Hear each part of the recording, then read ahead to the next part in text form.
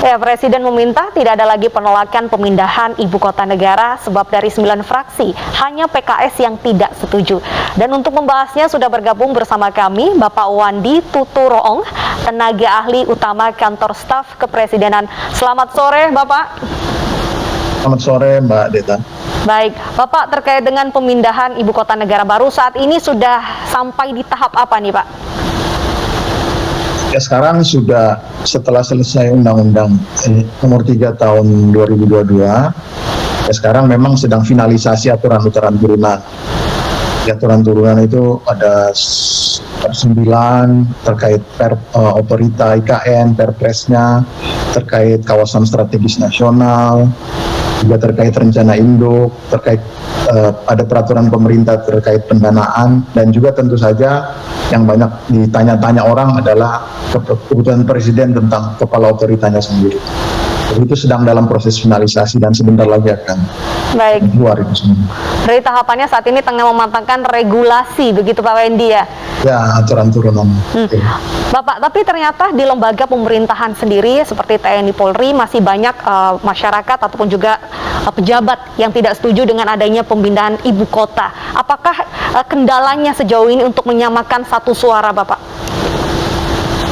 Ya, sekarang kan memang eranya digital informasi, kebebasan informasi itu kan banyak orang bisa mengemukakan pandangannya. Tetapi saya kira seperti sudah disampaikan oleh Presiden kan dari keputusan politik terkait pemindahan itu sudah menjadi kebijakan, bahkan sudah menjadi undang-undang. Sebentar lagi akan menjadi aturan turunan.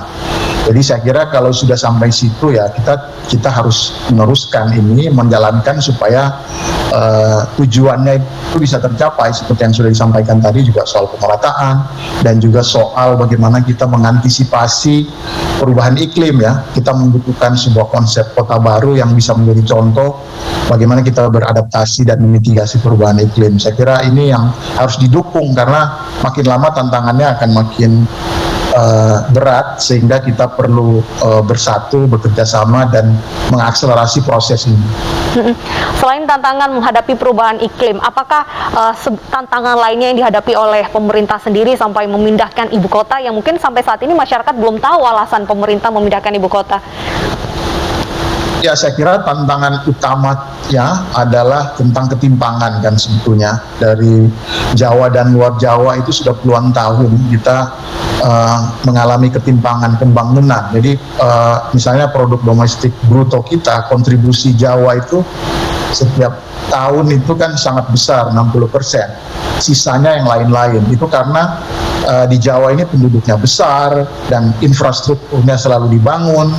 Nah, akibat dibangun justru menarik investasi, menjadi magnet, makin berkembang terus dan ketimpangannya tidak pernah teratasi dari tahun ke tahun seperti itu.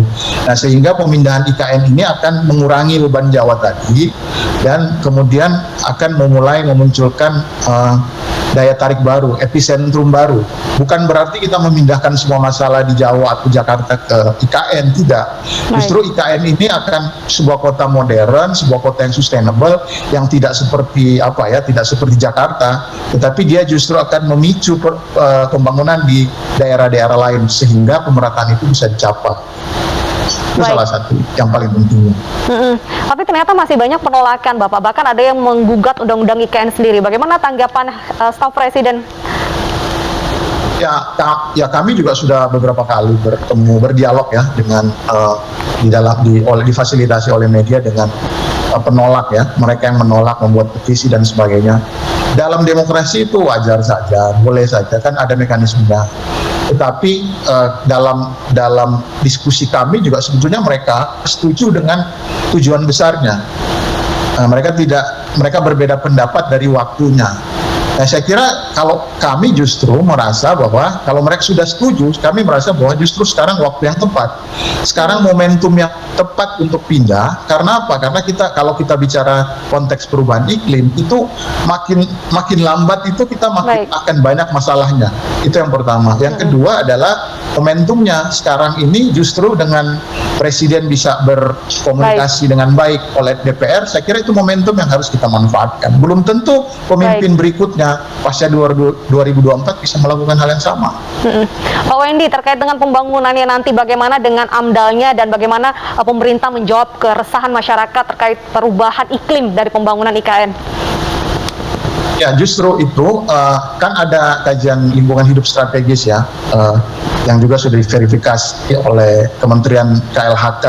Kami sudah membaca dan juga ada rekomendasi-rekomendasi tentang bagaimana menjaga satwa liar, bagaimana memperhatikan keanekaragaman hayati di sana. Itu semua akan menjadi bagian dari rencana induk pembangunan Ibu Kota Nusantara ini. Jadi jangan dibayangkan bahwa IKN ini adalah sebuah kota yang yang besar, yang seperti Jakarta gitu dengan segala kompleksitasnya. Justru ini kota yang baru, konsepnya sendiri forest city ya. Jadi kota di dalam hutan. Jadi sekitar 65-75% lahan itu dari 256.000 hektar IKN itu ruang hijau. Jadi kita membayangkan ini kota yang sangat hijau dan disitulah kita akan membangun sebuah peradaban baru. Jadi sangat berbeda. Dan inilah jawaban dari tantangan perubahan iklim baru. Baik, Pak Wendy, lantas kapan pemimpin ibu kota baru diumumkan? Ya, Presiden sebenarnya kan sudah memberikan minggu yang lalu sudah mengatakan bahwa dalam minggu-minggu depan dikatakan.